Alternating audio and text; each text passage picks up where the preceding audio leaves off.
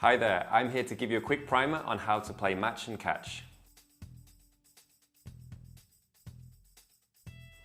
This is a universal game, both for the younger kids who can't read at all and for the older kids who already know their letters. And frankly, even adults enjoy playing match and catch. So, what's in the box? We have tokens with words and pictures, and for the simple version of the game, we'll use the blue words, which are shorter.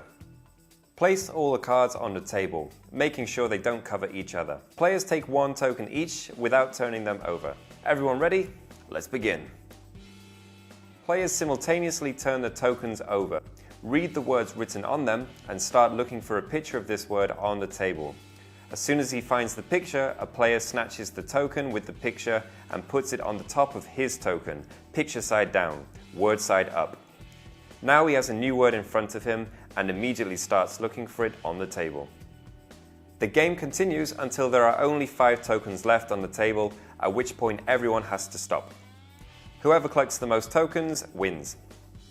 The game has 3 versions: beginner, intermediate and advanced. The beginner version for kids 4 to 6 years old simply teaches them to be observant. The words remain unused as players have to pair their pictures with other tokens which have at least one same picture. There are 3 images on the token: a lion, a clock and a fish. The player has to find one of these pictures on the table. For example, this lion, or he can take this fish. The player snatches the token and places it on top of his own token, picture side up. The intermediate version is for kids 6 to 8 years old, and it helps them to practice their early reading skill. The pictures are on the table, and in front of each player is a word that they have to read and find a relevant picture on the table. The player snatches the token with the picture and puts it on his own token, word side up. He reads the new word and looks for the next picture. And finally, we recommend the most advanced version for kids of 8 years and older, and this will help them practice their reading fluency.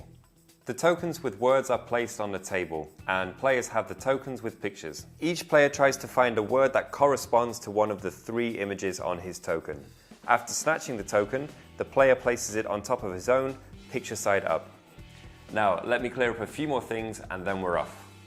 First, after the game, each player has a right to check the token stack of each of his rivals, just to make sure there are no mistakes. If you find at least one mistake made by your rival, he'll be fined 2 tokens for each mistake. Second, if you can't find the necessary picture or word on the table, put the collected stack aside, grab a new token, and start to make a new stack.